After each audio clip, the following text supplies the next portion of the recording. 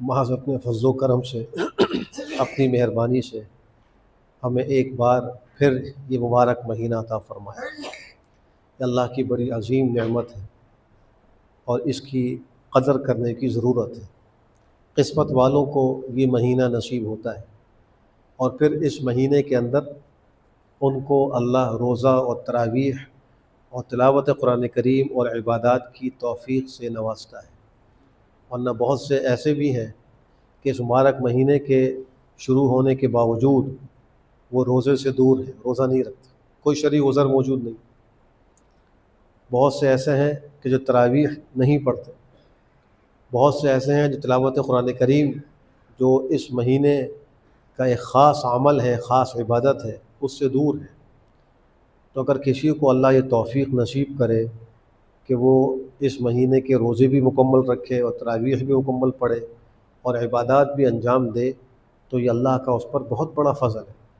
اس پر جتنا بھی شکر کریں وہ کم ہے۔ اللہ ہم سب کو جب تک ہماری زندگی ہے خیر و عافیت کے ساتھ ہمیں یہ مبارک مہینہ عطا فرماتا رہے۔ آج تراویح کے اندر 125 پارہ تلاوت کیا گیا۔ سورہ فاتحہ جو قرآن کریم کی سورتوں کی ترتیب میں پہلی سورت ہے، اور یہ سورت اتنی عظیم الشان سورت ہے کہ حدیث میں آتا ہے کہ جب کوئی بندہ اس کو تلاوت کرتا ہے تو ایک ایک آیت کے بعد اللہ کی طرف سے اس کو جواب دیا جاتا ہے۔ جب بندہ پڑھتا ہے الحمدللہ رب العالمین تو اللہ فرماتے ہیں حمدنی عبدی۔ جب بندہ کہتا ہے الرحمن الرحیم تو اللہ فرماتے ہیں اثنا علی عبدی۔ جب بندہ پڑھتا ہے مالک یوم الدین تو اللہ فرماتے ہیں مجدنی عبدی۔ پھر جب وہ کہتا ہے کہ ایاک نعبد و ایاک نستعین تو اللہ فرماتے ہیں کہ یہ میرے بندے کے لیے ہے اور میرا بندہ جو سوال کرے وہ اس کو ملے گا۔ تو اس طرح ہر آیت پر اللہ کی طرف سے جواب دیا جا رہا ہوتا ہے۔ تو یہ عظیم الشان صورت ہے جو نماز کی ہر رکعت میں پڑھی بھی جاتی ہے، اور اس کی عظمت کا اندازہ اس سے بھی ہوتا ہے کہ اس کے بہت زیادہ نام کتب تفسیر میں ذکر کیے گئے ہیں۔ ہم تو ایک ہی نام جانتے ہیں، حالانکہ اس کا نام جیسے فاتحہ ہے ویسے ہی اس کا نام ام الکتاب ہے، ایسے ہی اس کا نام سورۃ تعلیم المسئلہ ہے کہ یہ سورت انسانوں کو اللہ سے مانگنے کا ڈھنگ سکھاتی ہے، اللہ سے دعا کیسے مانگنی چاہیے۔ سب سے پہلے اللہ کی حمد و ثنا کرنی چاہیے، جیسے کہ سورت کے آغاز کی آیتوں میں ہے۔ اس کے بعد اپنی عاجزی کا اظہار کرنا چاہیے، ایاک نعبد و ایاک نستعین۔ یہ بندے کی عاجزی، اللہ ہم آپ ہی کی عبادت کرتے ہیں اور آپ ہی سے مدد چاہتے ہیں، ہم کسی اور سے مدد نہیں چاہتے۔ اور اس کے بعد پھر دعا ہے اہدنا الصراط المستقیم۔ یہ وہ دعا ہے جس کی ہر مسلمان کو ضرورت ہے کہ اللہ ہمیں صراط مستقیم نصیب بھی کرے، اس پہ چلنے کی توفیق بھی دے اور استقامت بھی دے۔ یہ بہت ہی اہم ایک چیز ہے۔ بہت سے لوگ صراط مستقیم سے دور ہوتے ہیں، بہت سے اس پر گامزن تو ہوتے، استقامت نہیں ہوتی۔ تو اصل یہ ہے کہ صراط مستقیم پر گامزن بھی ہونا ہے اور موت تک، مرتے دم تک اسی راستے پر چلنا اور رہنا ہے۔ لیکن یہ راستہ حاصل کیسے ہوگا؟ سورہ فاتحہ کی آخری آیتیں بتلا رہی ہیں۔ یہ اللہ کی طرف سے ہدایت، صراط مستقیم، یہ عظیم نعمت انسانوں کو ان سے ملے گی جن پر اللہ نے اپنا فضل فرمایا۔ یہ ان لوگوں سے نہیں ملے گی جن پر اللہ کا غضب اترا۔ یہ عظیم نعمت گمراہوں سے نہیں ملے گی، یہ ان سے ملے گی جن پر اللہ نے انعام کیا۔ اللہ نے انعام کن پر کیا؟ قرآن کریم اللہ دوسرے مقام پر فرماتے ہیں کہ اولئک الذین انعم اللہ علیہم من النبیین والصدیقین والشہداء والصالحین وحسن اولئک رفیقا۔ وہ لوگ جن پر اللہ نے انعام کیا ہے وہ انبیاء ہیں، صدیقین ہیں، شہداء ہیں، صالحین، نیک لوگ ہیں۔ اللہ فرما رہے بہت اچھے رفیق ہیں۔ تو یہ صورت ہمیں سبق دے رہی ہے کہ ہم صراط مستقیم کے لیے کوشش بھی کریں اور اس کے لیے دعائیں بھی کریں اور اس کو زندگی کا مقصد بھی بنائیں۔ پھر سورہ بقرہ ہے، مدنی سورت ہے۔ اس کو بقرہ کے نام سے اس لیے موسوم کیا گیا کہ اس کے اندر بقرہ کا قصہ موجود ہے، اور وہ انشاءاللہ کچھ دیر میں ذکر کرتا ہوں۔ اس سورت کے آغاز میں حروف مقطعات میں 3 حرفوں کو ذکر کیا گیا ہے، الف لام میم۔ یہ حروف مقطعات ہیں۔ مقطع کا معنی جس کو کاٹا گیا ہو، الگ الگ کیا گیا ہو۔ چونکہ ان حروف کو پڑھنے میں ملا کے نہیں پڑھا جاتا بلکہ الگ الگ کر کے پڑھا جاتا ہے۔ الف لام میم، اس کو علم نہیں پڑھتے بلکہ الف لام میم پڑھتے، اس لیے کہتے ہیں حروف مقطعات۔ یہ اللہ کے رازوں میں سے ایک راز ہے، اس کا معنی مخلوق نہیں جانتی، کسی کو معلوم نہیں، اللہ کو اس کا معنی معلوم ہے، اس کے معنی کیا ہے۔ پھر قرآن کریم کی حقانیت اور اس کی حقانیت کو ذکر کرتے ہوئے فرمایا کہ اس میں کوئی شک و شبہ نہیں، یہ متقین کے لیے ہدایت ہے۔ پھر متقین کی صفات کا تذکرہ ہے۔ ہم میں سے ہر شخص کو چاہیے کہ ان صفات کو بغور سنے سمجھے اور اپنے آپ کو ٹٹولے کہ میرے اندر یہ صفات موجود ہیں یا نہیں۔ پہلی صفت ہے جو بن دیکھے اللہ پر ایمان لاتے ہیں، جس کو ایمان بالغیب کہا جاتا ہے۔ دوسری صفت یہ ہے کہ نماز قائم کرتے ہیں، پڑھتے نہیں، قائم کرتے ہیں۔ اقامت صلاۃ الگ چیز ہے، نماز کا پڑھنا الگ چیز ہے۔ اقامت صلاۃ کا مطلب یہ ہے کہ نماز کو اس کے تمام آداب، حقوق، فرائض، شرائط اور مستحبات سنن کی رعایت کے ساتھ باجماعت پڑھنے کا اہتمام ہو، تو اسے کہتے ہیں اقامت۔ اور ایک یہ کہ تیز تیز انسان پڑھ کر جیسے تیسے ہو، کبھی تاخیر سے، کبھی کس طرح وہ پڑھ لی جائے، تو اس کو نماز پڑھنا تو کہیں گے، قائم کرنا نہیں کہیں گے۔ تو متقین کی دوسری صفت ہے کہ نماز قائم کرتے ہیں۔ اور تیسری صفت یہ ہے کہ اللہ نے جو ان کو مال دیا ہے اس کو اللہ کے راستے میں خرچ کرتے ہیں، یہ تیسری صفت ہے۔ اور چوتھی صفت یہ ہے کہ جو اللہ کے نبی پہ قرآن کریم اتارا گیا اس پر بھی ایمان لاتے ہیں، اور اللہ کے نبی سے پہلے، ہمارے نبی سے پہلے انبیاء کے اوپر جو کتابیں آئیں، جو صحف آئے، ان سب پر بھی ایمان لاتے ہیں۔ وہ آسمانی کتابیں ہم سب جانتے ہیں، تورات ہے، زبور ہے، انجیل ہے، حضرت موسیٰ اور ابراہیم، حضرت آدم علیہ السلام کے صحیفے ہیں، یہ سب آسمانی کتابیں تھیں، ان پر بھی ایمان لانا ضروری ہے۔ اور اس کے بعد آخری صفت یہ ذکر کی کہ وہ آخرت پر یقین کرتے ہیں۔ اب یہاں دیکھیے کہ یہ تو ذکر ہوا کہ جو قرآن کریم پر ایمان لاتے ہیں اور اس سے پہلے جو کتابیں اتری، اس کا ذکر نہیں ہے کہ جو اس کے بعد اتری۔ اس سے معلوم یہ ہوا کہ قرآن کریم آخری کتاب ہے، اور جس نبی آخر الزمان پر اتاری گئی وہ آخری نبی ہے۔ قیامت تک کسی قسم کا کوئی نیا نبی نہیں آئے گا، کوئی نئی کتاب نہیں آئے گی، کوئی نیا پیغام اللہ کی طرف سے نہیں آئے گا۔ بس یہی اللہ کا پیغام ہے جو ہمارے سامنے قرآن کریم کی صورت میں موجود ہے، یہی وحی ہے۔ اب قیامت تک کوئی وحی نہیں، قیامت تک کوئی آسمانی کتاب نہیں، بس یہی ایک کتاب، یہی کتاب ہدایت ہے، یہی کتاب نجات ہے، اور ساری انسانیت کی فلاح اور ان کی صلاح وہ اسی کتاب کے اندر ہے۔ اس کر اس پر عمل کرنا ہے، اللہ ہم سب کو نصیب فرمائے۔ تو ان صفات والے متقین کو کیا ملے گا؟ ایک تو یہ کہ ان کو پروردگار کی طرف سے ہدایت، اور دوسرے یہ کہ ان کو فلاح نصیب ہوگی۔ یہ تو وہ لوگ تھے جو دل سے اور ظاہر سے، باطن سے، ہر طرح سے اللہ پر، اللہ کے نبی پر، اللہ کی کتاب پر ایمان لانے والے۔ دوسرا گروہ امت میں ان لوگوں کا ہے جو علی الاعلان اللہ کے احکام کا انکار کرتے ہیں، اللہ کی کتاب کا انکار کرتے ہیں، جن کو ہم کافر کہتے ہیں۔ اللہ نے ان کا ذکر فرمایا، ان کا انجام ذکر کیا کہ اللہ نے ان کے دلوں پر مہر لگا دی۔ دل پر جب مہر لگ جائے پھر انسان کو حق نظر نہیں آتا، پھر اس کو کوئی نیکی معلوم نہیں ہوتی، گناہ معلوم نہیں ہوتا۔ اللہ سب کی اس حفاظت فرمائے۔ آپ حضرت والسلام نے دل کی سختی سے اللہ کی پناہ مانگی، اللہم انی اعوذ بک من القسوۃ والغفلہ، اے اللہ میں آپ کی پناہ چاہتا ہوں دل کی سختی سے اور غفلت سے۔ غفلت کا مرض اور بیماری یہ بہت خطرناک بیماری ہے۔ آج بہت سے لوگ دین کے معاملے میں غفلت میں ہیں، دنیا کے معاملے میں غفلت میں نہیں۔ اللہ خود فرما رہے ہیں یعلمون ظاہرا من الحیاۃ الدنیا وہم عن الآخرۃ غافلون، دنیا کی ظاہری زندگی کو خوب جانتے ہیں، یہ اللہ فرما رہا ہے، دنیا کے معاملات کو خوب جانتے ہیں لیکن وہ آخرت سے غافل ہیں۔ یہ غفلت بڑی خطرناک ہے، اس غفلت کی وجہ سے انسان حق سے دور ہوتا ہے۔ آج آپ دیکھ لیجئے کہ رمضان کا فرض روزہ چھوڑنے والا مسلمان وہ غافل نہیں تو اور کیا ہے؟ یقیناً وہ غفلت میں پڑا ہوا ہے۔ اگر اس کو آخرت یاد ہوتی، اگر اس کو اللہ کے سامنے پیشی کا استحضار ہوتا تو وہ فرض روزہ کیوں چھوڑتا؟ یہ کوئی نفل، یہ کوئی واجب چیز نہیں، یہ فرض ہے، اور فرائض کے بارے میں کل قیامت میں سوال ہونا ہے۔ آج مسلمان کہتا ہے کہ نہیں بس اللہ غفور الرحیم، اللہ معاف کر دے، اور فرائض میں پہلا سوال نماز کا ہے، نماز کیسی ہے، 5 وقت کی نماز پوری ہے یا نہیں، یہ سوال اللہ کی طرف سے۔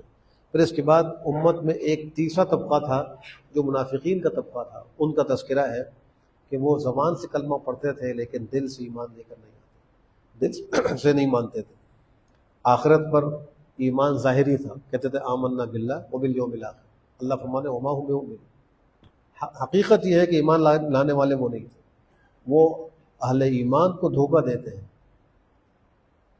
بھی جو کچھ وہ کر رہے ہیں یہ ایک دھوکہ دہی کر رہے ہیں، لیکن یہ اس کا وبال کسی اور کو نہیں، خود انہی کو ہو۔ جو دوسروں کو دھوکہ دیتا ہے وہ خود گڑھے میں گرتا ہے، وہ خود اس کے وبال کا شکار ہوتا ہے۔ پھر اس کے بعد ساری انسانیت کو اللہ نے عبادت کا حکم دیا ہے، یا ایھا الناس کہہ کر کہا اعبدوا ربکم الذی خلقکم، جس رب نے، جس پالنے والے نے تم کو پیدا کیا اس کی عبادت کرو، اللہ کے ساتھ کسی کو شریک نہ کیا جائے، عبادت صرف اللہ کے لیے کی جائے، سجدہ صرف اللہ کو کیا جائے، پیشانی صرف اللہ کے آگے جھکے، غیر اللہ کے آگے نہ جھکے، نہ کسی قبر پر جھکے، نہ کسی پیر کے آگے جھکے، نہ کسی اور مخلوق کے آگے جھکے۔ یہ اگر سر جھکا ہے تو اس ذات کے آگے جھکے جو یہ سر کا پیدا کرنے والا ہے، جو انسان کو روح دینے والا ہے، انسان کو رزق دینے والا ہے، وہ اکیلا اللہ ہے، اسی کے آگے سر کو جھکانا چاہیے اور اسی کی بات کرنی چاہیے۔ پھر اس پارے کے اندر بنی اسرائیل کو 2 دفعہ مخاطب بنایا، 3 دفعہ مخاطب بنایا گیا۔ پہلے دفعہ میں ان کو یہ کہا کہ اللہ سے کیے ہوئے عہد کو پورا کرو، اللہ ان سے کیے ہوئے عہد کو پورا کرے گا۔ اللہ سے عہد کیا ہے کہ اللہ آپ پر ایمان لائیں گے، آپ کی مانیں گے، آپ کے رسول طریقے کے مطابق مانیں گے، یہ اللہ سے عہد کیا ہوا ہے، اس کو پورا کرنا ہے۔ اللہ کا عہد کیا ہے کہ جو اس طریقے سے زندگی گزار کر آئے گا اللہ اس کو ثواب دیں گے، اجر دیں گے، انعامات دیں گے، اللہ کا عہد، اللہ اس کو پورا کرے گا۔ تو فرمایا کہ یا بنی اسرائیل، اے بنی اسرائیل، یہ بنی اسرائیل، اسرائیل حضرت یعقوب علیہ السلام کا نام ہے، اور یہ 2 لفظوں سے مرکب ہے، ایک لفظ ہے اسرا، ایک ہے ایل۔ اسرا کا معنی ہوتا ہے عبد، اور ایل کا معنی ہے اللہ، تو اسرائیل کا معنی ہوا عبد اللہ، اللہ کے بندے، تو ان کا نام یعقوب ہے اور اسرائیل ان کا لقب ہے، اور ان کی جو اولادیں ہوئی وہ 12 اولادیں ہوئی۔ حضرت یوسف علیہ السلام بھی انہی کے اولاد میں تھے، بنیامین ان کے چھوٹے بھائی بھی انہی کے اولاد میں تھے، یہ 2 تھے اور 10 ان کے علاوہ تھے، تو کل 12 یہ بیٹے تھے، یہ سب کہلائے بنی اسرائیل۔ اللہ نے پھر ان سے آگے جو ہے بڑے خاندان پھیلائے، اس لیے بنی اسرائیل کو خاص طور پر قرآن کریم میں جا بجا مخاطب بنایا گیا ہے۔ تو ان کو یہ کہا گیا ہے کہ تم پر جو میں نے انعامات کیے ہیں ان کو یاد کرو، ان کا شکر ادا کرو، مجھ سے کیے ہوئے عہد کو پورا کرو، اور پھر کہا کہ جو میں نے کتاب نازل کی ہے قرآن کریم، جو تمہارے اوپر، تمہارے نبی پر اتارے جانے والی کتابوں کی تصدیق کرنے والی کتاب ہے، جو قرآن کریم تورات کی تصدیق کرتا ہے، انجیل کی تصدیق کرتا ہے، آسمانی کتابوں کی تصدیق کرتا ہے، تو اللہ فرمانا ہے کہ جن کتابوں کو تم مانتے ہو یہ قرآن کریم ان کی تصدیق بھی کر رہا ہے، پھر تم اس پر ایمان لے کر کیوں نہیں آتے؟ ایمان لاؤ۔ اور پھر ان کو بھی یہ حکم تھا کہ نماز قائم کرو، زکوٰۃ دو، اور رکوع کرنے والوں کے ساتھ رکوع کرو۔ پھر دوبارہ جب ان کو مخاطب بنایا تو پھر یہی کہا کہ میں نے جو انعامات کیے ان کو یاد کرو، اور تم کو جو میں نے اس زمانے کے سارے لوگوں پر جو فضیلت دی تھی اس کا بھی شکر ادا کرو۔ بنی اسرائیل اپنے زمانے کی تمام اقوام میں سب سے افضل قوم تھی۔ ویسے امتوں کے اعتبار سے افضل الامم وہی امت محمدیہ ہے، لیکن جس زمانے میں بنی اسرائیل موجود تھے اور دیگر اقوام بھی موجود تھیں تو ان سب میں سب سے افضل بنی اسرائیل تھے۔ اللہ نے ان کو کئی طرح سے نوازا تھا، کیا کیا انعامات تھے ان کا ذکر اسی صورت میں ہے۔ کہیں تو اللہ فرما رہے ہیں کہ ان کے لیے اللہ نے سمندر کو پھاڑا، دشمن کو ان کی آنکھوں کے سامنے غرق کیا، میدان تیہ کے اندر بطور سزا کے 40 سال تک مقید کیا گیا، لیکن اس قید کے زمانے میں میدان تیہ کے اندر جو ان کو انعامات ملے قرآن کریم ان کو بتلا رہا ہے. اللہ کہہ رہے ہیں وَظَلَّلْنَا عَلَيْكُمُ الْغَمَامَ، جب ان کو دھوپ محسوس ہوئی اللہ نے بادل کا سایہ دی. بھوک لگی انزلنا علیکم المن والسلویٰ، من و سلویٰ ان کو اللہ نے اتارا. اور پانی کی ضرورت ہوئی تو نبی کو حکم ہوا کہ پتھر پر اپنا عصا مارو، اس سے 12 چشمے پھوٹ پڑے.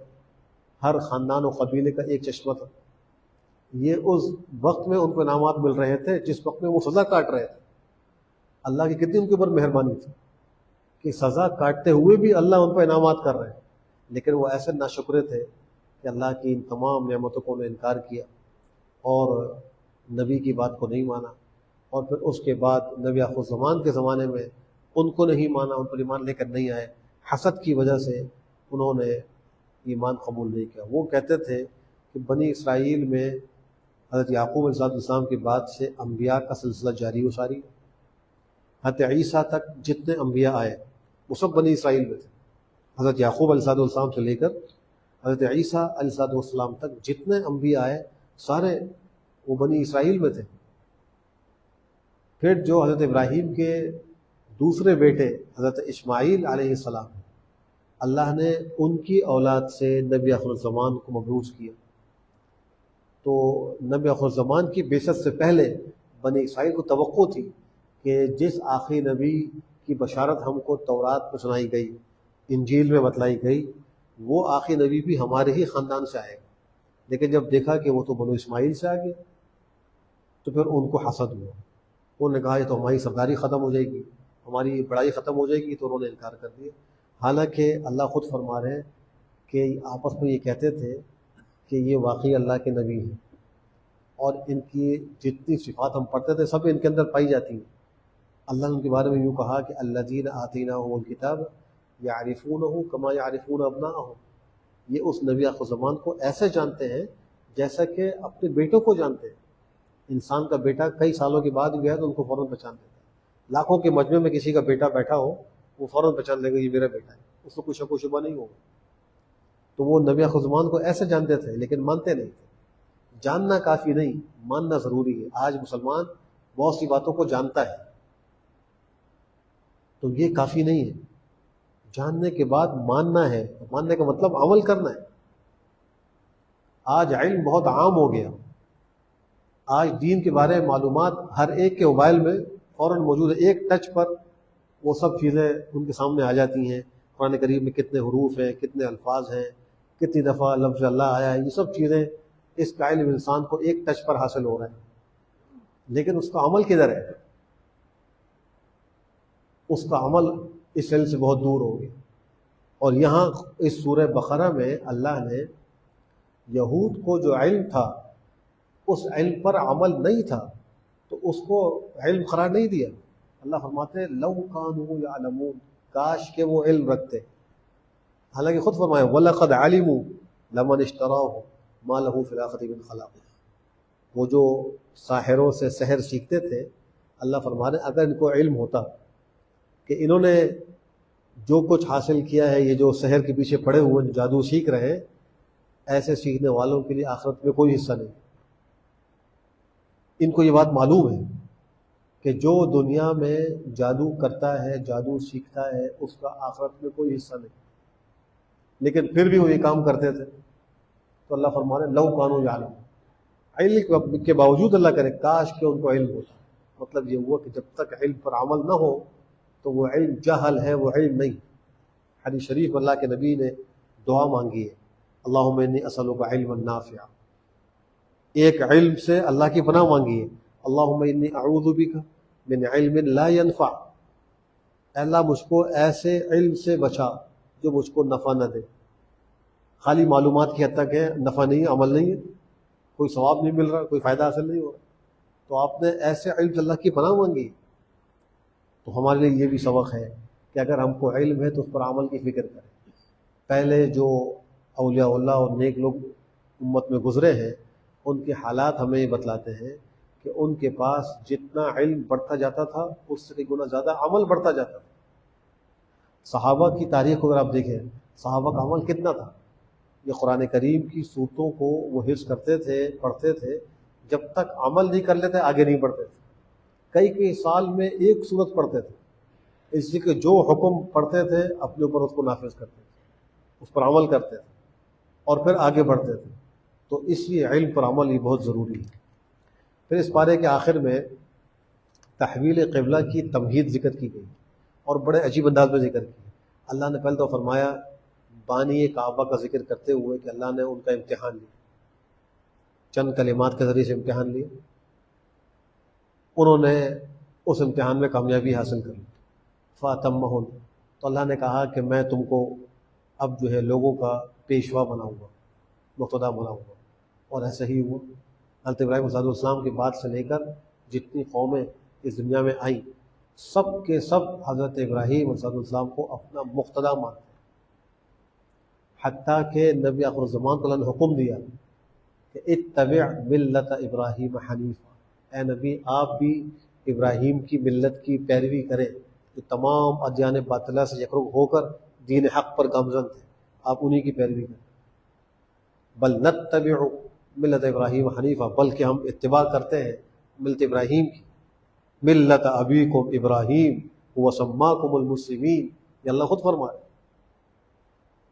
قربانی کے بارے میں صحابہ نے جب پیغمبر سے سوال کیا کہ وما هذه الاضاحی یا رسول اللہ، کہ یہ قربانی کیا چیز ہے، تو اللہ کے نبی نے فرمایا ہی سنت ابیکم ابراہیم علیہ السلام، یہ تمہارے ابا جان ابراہیم علیہ السلام کی سنت، ان کا طریقہ ہے.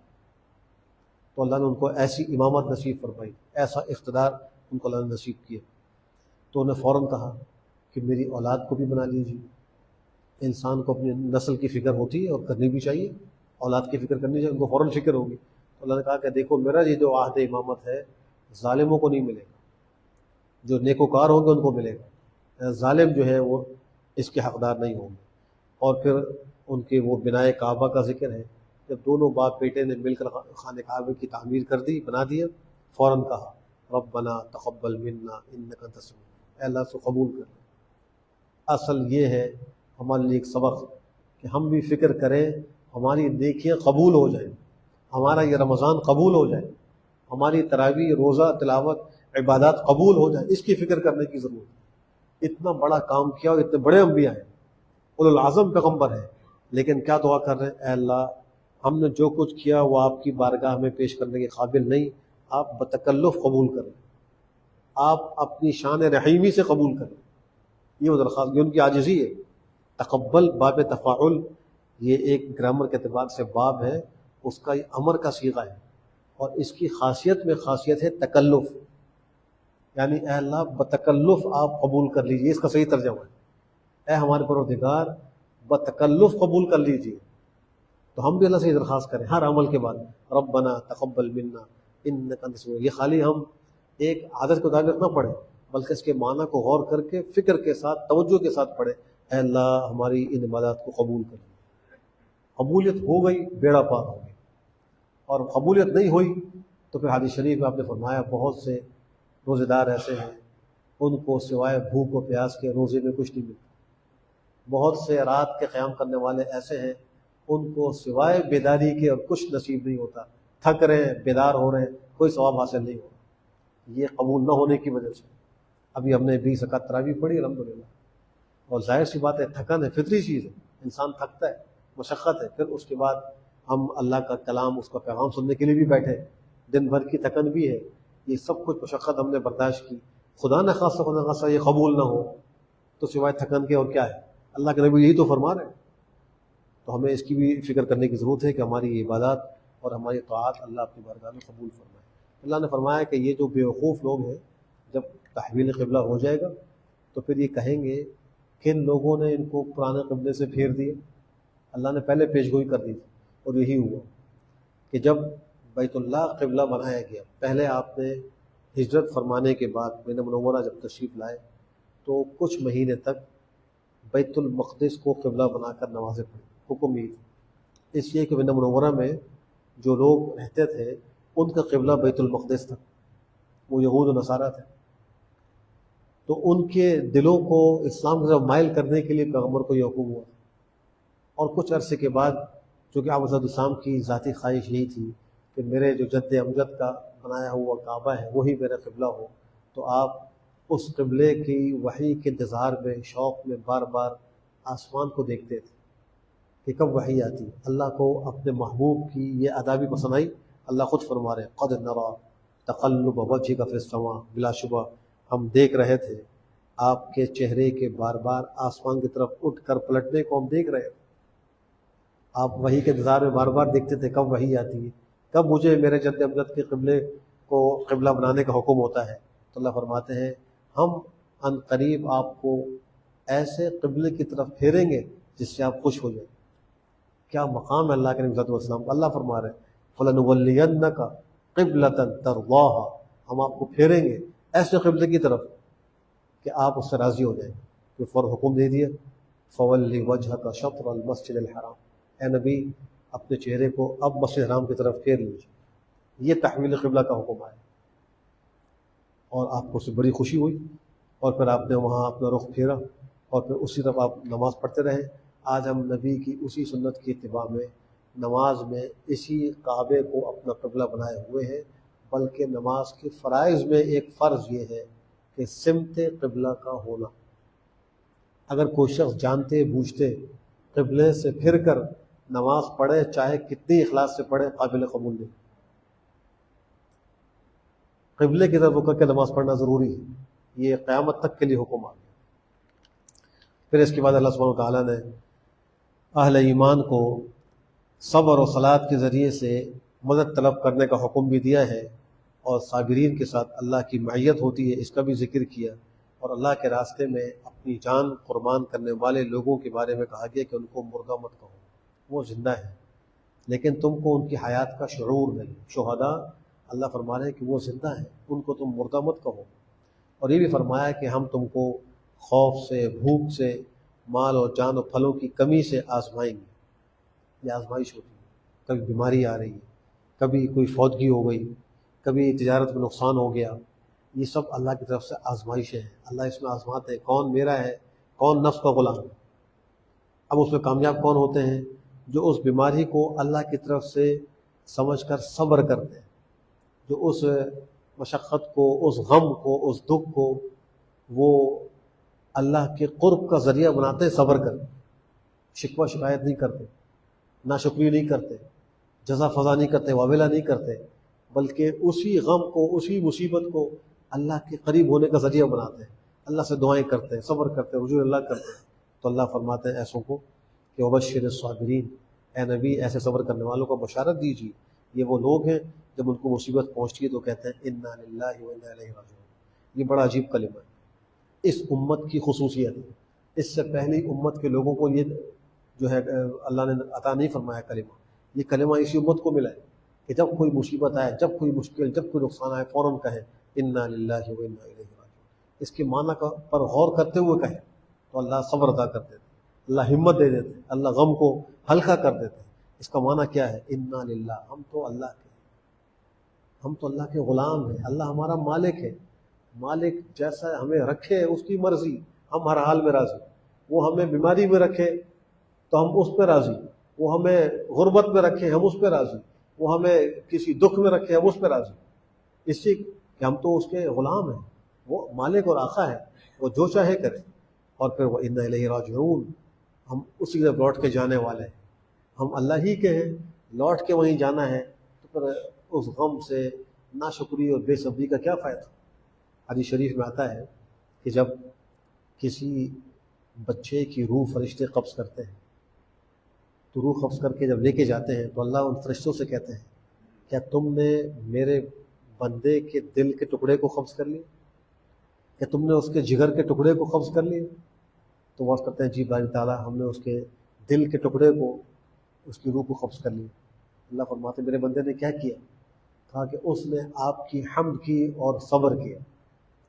اللہ فرماتے ہیں فرشتوں کو اس کے لیے جنت میں محل بناؤ، اس کا نام رکھو بیت الحمد. تو فرشتے اس بندے کے لیے جس کے بچے کی روح قبض ہوئی ہوتی ہے جنت میں محل بناتے ہیں، اس کا نام ہوتا ہے بیت الحمد، کہ یہ حمد کی وجہ سے ملنے والا محل، یہ مقام عطا ہوتا ہے. پھر اللہ نے اس صورت میں جو ہمارے آج کی تراویح کا آخری حصہ تھا اپنی توحید کے دلائل کو بھی ذکر فرمایا ہے، اور مشرکین جو بتوں کو اللہ کے ساتھ شریک کرتے تھے اس کو بھی ذکر کر کے اس کا انجام ذکر کیا کہ قیامت میں جن لوگوں نے سرداروں کی بات مان کر شرک کیا ہوگا وہ ان سے برات کا اعلان کر دیں گے۔ جب عذاب دیکھیں گے، جہنم دیکھیں گے، تو کہیں گے ہم تمہیں جانتے ہی نہیں۔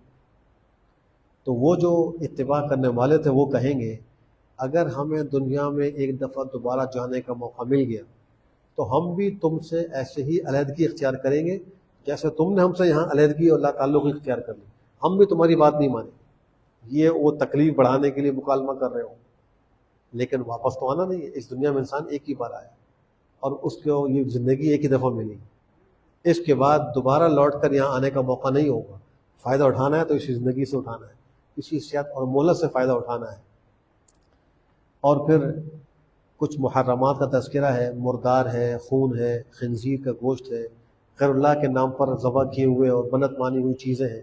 آج کل بہت سے مسلمان بھی غیروں کے نام پر منتیں مانتے ہیں اور نیازیں پیش کرتے ہیں، نبی کے نام کی نیازت، پیران پیر کے نام کی نیازت، حضرت علی کے نام کی نیاز اور منت، پتہ نہیں کیا کچھ بھی کر رہے ہیں۔ یہ سب ما اہل بہ لغیر اللہ کے اندر داخل ہے۔ اس طرح کی نیاز اور اس طرح کی منت حرام ہے اور اس کا کھانا بھی حرام ہے۔ قربانی صرف اللہ کے نام کی ہوگی، منت صرف اللہ کے نام کی ہوگی، غیر اللہ کے نام کی، چاہے وہ نبی کیوں نہ ہو۔ نبی بھی تو غیر اللہ ہے، ولی بھی غیر اللہ ہے، صحابی بھی غیر اللہ ہے۔ تو منت اور نیاز صرف اللہ کے لیے ہو، وہی حق اور حلال ہے اور اسی کی اجازت ہے۔ پھر اللہ نے آخر میں ان کا ذکر کیا کہ جو اللہ کی طرف سے کتاب میں احکام اتارے گئے ہیں ان کو چھپاتے ہیں اور دنیا کے چند ٹکوں کی خاطر اس پر تحریف کرتے ہیں۔ اللہ فرماتا ہے کہ ان کے پیٹوں میں قیامت میں جہنم کی آگ ہوگی، اللہ ان سے کلام نہیں کرے گا، ان کو پاک و صاف نہیں کرے گا، ان کے لیے دردناک عذاب ہے۔ اللہ ہم سب کی حفاظت فرمائے۔ الحمدللہ رب العالمین والعاقبۃ للمتقین والصلاة والسلام على خیر خلقہ محمد وعلى آلہ وصحبہ اجمعین۔ ربنا آتنا فی الدنیا حسنة وفی الآخرة حسنة وقنا عذاب النار۔ اللهم أرنا الحق حقا وارزقنا اتباعه وأرنا الباطل باطلا وارزقنا اجتنابه۔ اے اللہ ہمارے صغائر و کبائر کو معاف فرما، اے اللہ پوری امت مسلمہ کے گناہوں کو معاف فرما۔ اے اللہ ہم آپ کا شکر ادا کرتے ہیں، اے اللہ ارحم الراحمین آپ نے ہمیں دوبارہ ماہ مبارک نصیب فرمایا۔ اے اللہ اس پر آپ کا جتنا بھی شکر کیا جائے وہ کم ہے۔ اے اللہ ارحم الراحمین ہمیں اس مہینے کو جو بھی شروع ہوا ہے صحیح طریقے سے گزارنے کی توفیق نصیب فرما۔ اے اللہ اس مہینے کے صحیح طریقے سے روزے، تراویح اور عبادات کی توفیق نصیب فرما۔ اے اللہ ارحم الراحمین ہمیں قبولیت بھی عطا فرما۔ اے اللہ ارحم الراحمین ہماری عبادات کو اپنی بارگاہ میں قبول فرما، اگرچہ ہماری عبادات اس لائق تو نہیں۔ اے اللہ آپ کی بارگاہ میں پیش کیے جانے کے قابل ہمارے اعمال نہیں، لیکن اے اللہ آپ تو غنی ہیں۔ اے اللہ ارحم الراحمین آپ تو مہربان ہیں، رحم کرنے والے ہیں۔ اے اللہ محض اپنے فضل و کرم سے، اپنی شان استغنا سے ہماری ٹوٹی پھوٹی عبادات کو اپنی بارگاہ میں قبول فرما۔ اے اللہ ہمیں استقامت نصیب فرما۔ اے اللہ ہمارے بیماروں کو شفا صحت عافیت نصیب فرما۔ اے اللہ صحت مندوں کی صحتوں کی حفاظت فرما۔ اے اللہ ہمارے مرحومین کی کامل مغفرت فرما، ان کے درجات کو بلند فرما۔ اے اللہ ہم سب کو مرنے سے پہلے آخرت کی خوب تیاری کی توفیق نصیب فرما۔ اے اللہ ہم سب کو قرآن کریم سے جوڑ دیجیے۔ اے اللہ اس کے حقوق کو ادا کرنے کی توفیق نصیب فرما۔ اے اللہ ارحم الراحمین اس کلام کو صحیح پڑھنے، سمجھنے اور اس پر عمل کرنے کی ہم سب کو توفیق نصیب فرما۔ اے اللہ ارحم الراحمین ان حاضرین و حاضرات کے دلوں میں جو بھی جائز خواہش ہے اے اللہ اس کو اپنے غیب کے خزانوں سے پورا فرما۔ اے اللہ جتنی مشکلات ہیں آسان فرما۔ اے اللہ جتنے نیک مقاصد ہیں کامیابیاں نصیب فرما۔ روح زمین پر جہاں کہیں مسلمان کسی پریشانی میں ہیں، تکلیف میں ہیں، اے اللہ ان کے حالوں پر رحم فرما۔ اے اللہ ارحم الراحمین ان کے حالوں پر رحم فرماتے ہوئے ان کی مشکلات کو آسان فرما۔ اے اللہ ارحم الراحمین جو مانگا ہے وہ بھی عطا فرما، جو نہیں مانگا مانگنا چاہیے تھا بے مانگے ہم سب کو نصیب فرما۔ ہماری دعاؤں کو محض اپنے فضل و کرم سے قبول فرما۔ سبحان ربک رب العزت عما یصفون وسلام علی المرسلین والحمد للہ رب العالمین وصلی اللہ وسلم علی خیر خلقہ محمد وعلی آلہ وصحبہ اجمعین برحمتک یا ارحم